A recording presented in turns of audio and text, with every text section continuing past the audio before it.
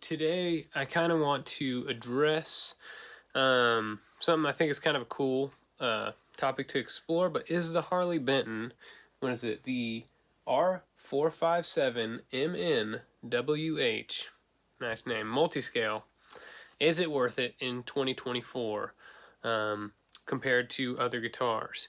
So I kind of hope to answer it with this video and not give a direct answer, but I know that other guitars go for a lot more if they're multi-scale, specifically, not just a 7-string traditional fret style.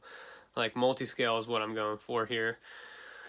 So I paid $265.27 for this, including shipping, and I had a BC Rich Villain Escape 7 that was my 7-string before this, and it would just not stay intonated, and I just can't have that because I'm recording and playing, and everyone wants a guitar that hits the notes almost exactly right, because no guitar actually hits them exactly right. But anyway, story for another time.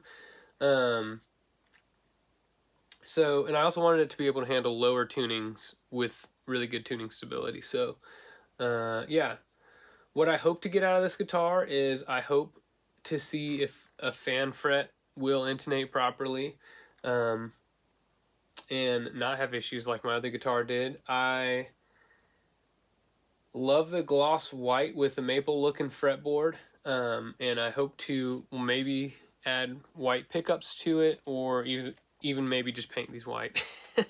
I really like the matte Heafy signature Epiphone that he has. It just looks so cool. I don't necessarily need this to be white, but I think maybe the pickups would look kind of tight. So yeah, so the look as well, and I just want a cheap starter 7-string that works really well for writing songs and recording songs, because that's really what I'm going to use this for. I might play live with it, but who knows. I just want to at least have something that I can mess around with. But that is the point of me making this video, and that is what I plan to do with this guitar. And yeah, let's get into it. One thing I thought I'd mention, which it's double boxed, so I'm not super worried about it, but I haven't opened it yet, but there's a nice big old punch out in this box, so hopefully everything's okay, because it's going to suck to have to return this. But otherwise, yeah, I'm excited about this. Okay, so, ooh, uh-oh. No tape on this box. Let's hope that this is okay. It's kind of open already. Let's see here. Oh boy, this is looking cool, but not a lot of padding. Let's see.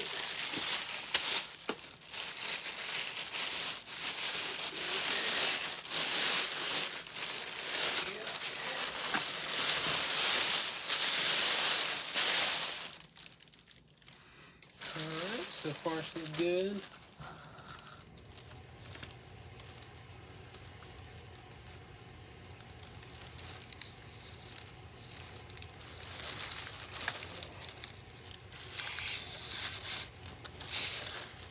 Thanks, that looks so neat.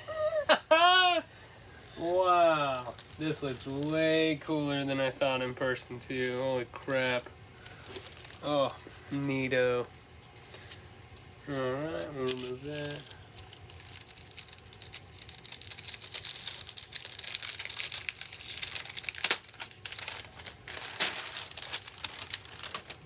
Alright. Let's see here. Everything looks to be in good condition. There's just a little chunk taken out. No, I guess that's just, never mind. Wow. The neck's good. Headstock, cool. Well, there you go. First little look. Okay, so before I go setting this thing up for how I want to use it and whatnot, and the reason why I bought it, I thought I'd go through and kind of tell you factory-wise what you get with this guitar in 2024 from Harley Benton. And so I'll just kind of go through pros and cons here and see what we got. So for the pro, definitely the price. The only multi-scale 7-string on the market at this price point. And I'll put the price of what I got it for up on the screen. The other pro, in my opinion, is the look. I really love that it's white. I love this like maple bright fretboard here. I think it just looks so cool. A lot of like options. I don't really have a white guitar like this, so I think it's just super neat that they didn't just offer just black, because I feel like everywhere else for a cheap 7-string that's not even multi-scale, they're all black, and it's just very boring. So the other thing is it's very comfortable to hold this guitar. It has, as you can kind of see, comfort cuts, which is like also stylized, very cool, but comfortable all the way around. It brings it in, so you have a really easy way to get up and around on your guitar when you're playing, as well as higher access to the frets here with that little cutaway rounded. So much appreciated for getting up here. The other thing is it's just a really easy entry-level multi-scale 7-string to get into.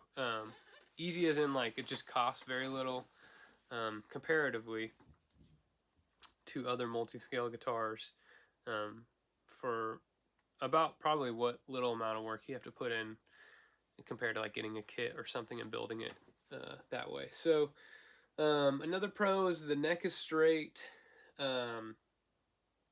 The pickups are quiet. Whenever I have it plugged in, I have 0 ground noise. It's wonderful. All the pickups work and everything. The electronics, good to go. And it has a long enough scale length for intonating. Not just because it's multi-scale here, but like these have plenty of room to move. So if you want to go to like drop A or drop B, it seems to be great for that. So, yeah, I mean, not drop B, sorry, but drop A or drop G and stuff like that. So, that's funny, go up. But, yeah, kind of sweet that you have a lot of, a better ability to have good precision, like with intonation and stuff like that.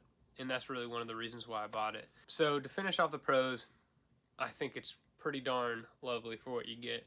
I thought I'd be kind of annoyed with the controls being here, but honestly, like they're just in a great spot to move my hand over to if I'm playing and I just want to like, bring volume up or something like that. So really pretty sweet. They're out of the way whenever I don't want to get to them. So cons. Part of this is that I knew that I was getting this, but it being a multi-scale, it is a little bit of getting used to playing on it.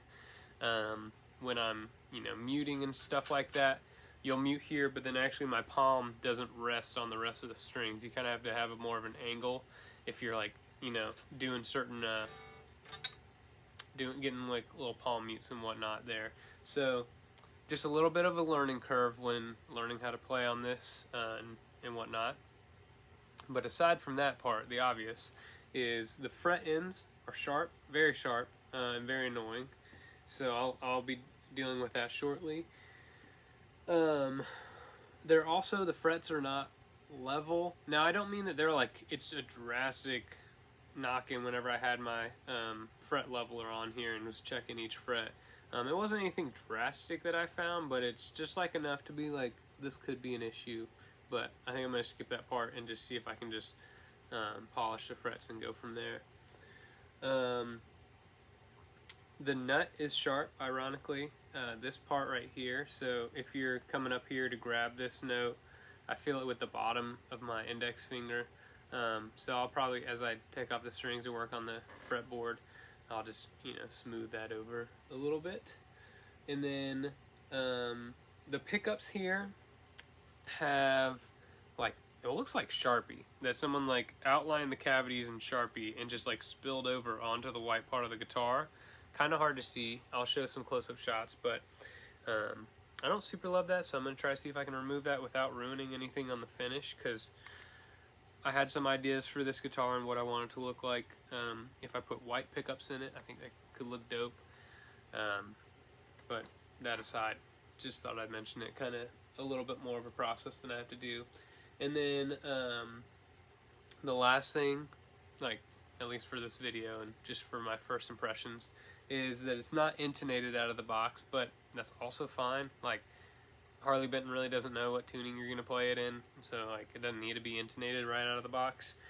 And right now I have it in drop A sharp, so not a huge deal, honestly. I'm going to go through and intonate it once I do the frets and all that stuff. So yeah, all that being said, even though there are some cons to this guitar, I think it's super cool that it's at this price point, that it looks this good, that it feels this good. Even with the work that I have to do to it, it's not that much. I don't really think like beginner players are grabbing this guitar. I just think it's more for intermediate guitar players or people who've just been playing for a while. That's like, yeah, I want a 7-string and I just don't know which one to get. So definitely cool. I considered it, compared to my BC Rich that I had, that had normal straight up and down frets, just like a normal guitar. I just had intonation issues with that, and so that's why I got rid of it and wanted something. I wanted to put an Evertune in that one originally, but then I was like, that's really expensive, so maybe I'll just start with a multi-scale guitar first, and then if I still need, for some reason I'm having intonation issues, I'll do an Evertune. So that's pretty much it. I'm really excited to get this guitar up and rolling and using it very soon.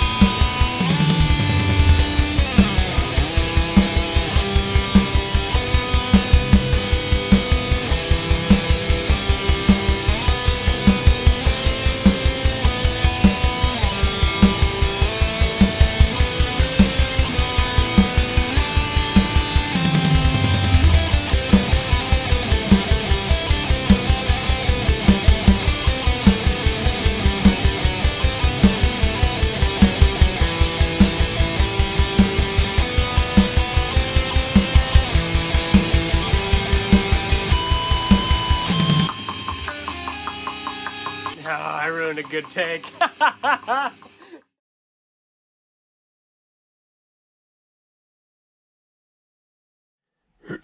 Okay, so in this next part, I'm going to be addressing the fret ends on this guitar. I straightened the neck out since my ruler didn't fit, you can actually just check the neck straightness by touching one end here. Usually you can put a capo here and then seeing if there's any relief on the neck by checking the center. And I was able to do that, and I saw that it was actually the neck was bowed, like like that kind of a thing, just slightly enough to where I was having trouble getting any sound out of these frets. So I fixed that, and now it's going to be dressing these frets and maybe leveling them. I think I'm just going to dress the fret ends and polish, and I'll show you how I'm doing that. There's two ways. Obviously there's the very cheap method if you're doing this by yourself. You can actually just use an emery board, like something you use for your fingernails, and go through and just kind of like keep pull it around each fret end. I've done this before whenever I didn't have a fret file. Pretty cool little trick to use, and very minimal damage to the frets or the fretboard. So something to keep in mind if you don't want to go get a fret file. This has worked for me in a pinch. It's not the best, and it takes a little longer, but it works. So yeah, that being said, I'm gonna keep going. Also, kind of a funny thing, I use this rather than this because I'm sure, as you've seen in the video before, these just break. And also, the last time I've used a pair of these, the steel strings are so hard that they actually put grooves in them or they break them. So if you're able to use a proper pair of wire cutters rather than the flush cutters to cut these strings, so you'll go through a lot less pliers.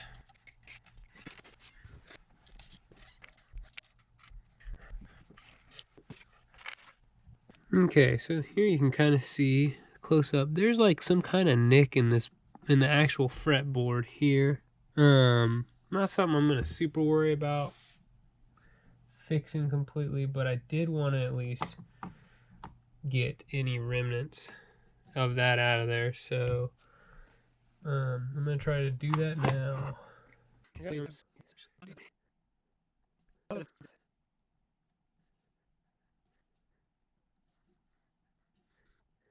I'm ever so lightly scraping that. So that is good. Next up on the docket is going to be filing down the bone nut.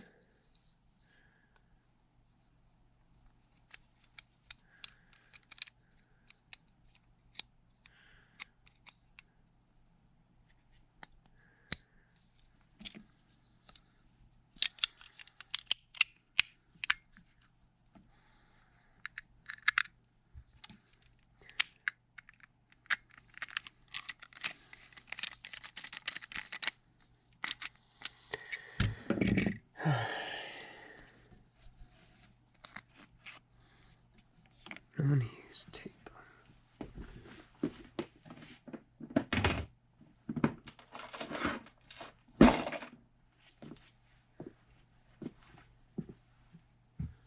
And I'm using this special fret tape. If you have like blue tape, that also works just fine, but I really just don't want to mar up the fretboard.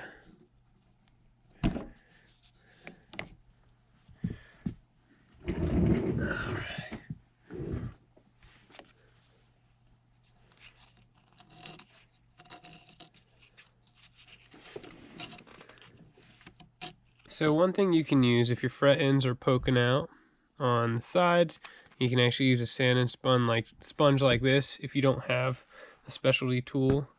And then just make sure you grab the correct angle, and then you're just going to rub it alongside. Let's see. There we go. Alongside here. So you're just making sure you got the correct angle. You're just going to do that to take off. You don't want to push hard or anything and go to where you accidentally scrape up on the frets, because then you have to refinish them. But that's a great solution to quickly get some of the fret stuff out of there. I have one of these, so I will be using one of these just to quickly get these fret ends for me.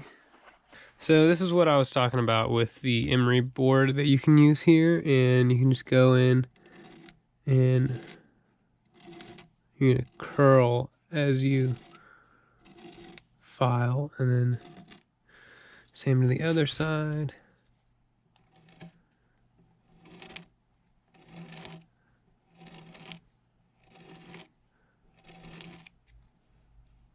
So that's basically what you're trying to do, and you're just trying to get these sharp fret ends tamed down. But this is going to take a while. You might burn through 2 of them, but definitely helps in a pinch. But I'm going to use my fret file.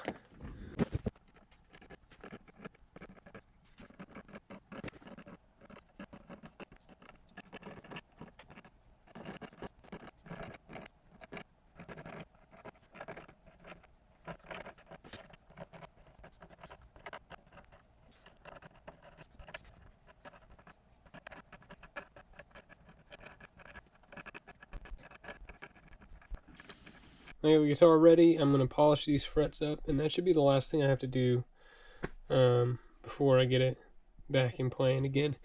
Well, besides intending it, I guess. But anyway, I just wanted to kind of show this. I taped off all the frets here, and so I'm going to go and polish them with this Dremel and my polishing compound. This is what I use. You can also use this, and I've gotten really good results. It's used like it's advertised to like remove oxidation and like clean up old frets, but it could definitely work on these frets here. I just would rather use this today. And in case you're wondering, this is what I use to put on the guitar. So yeah, there we go. Something I just wanted to note as well is that the output jack here is a little loose, so I'm going to tighten that up by just taking out these screws and tightening this. Really simple to do, but some people just don't know how to do it. So yeah, that's what I'm about to do. Okay, and I just wanted to film the inside of this cavity just to show everyone what's going on. So it has the shielding here on the plate, the back plate, and then the smaller size pots, but honestly that doesn't bother me for what I'm playing with this. Some people really does bother and they want to upgrade those immediately. Like I said, it doesn't really matter to me, but there's plenty of space in here, so if you wanted to mod stuff, then you definitely could. But it looks, you know, very usable, a lot of space, very neat to have certain things in here. So yeah, just kind of want to show this as I review this guitar, I guess.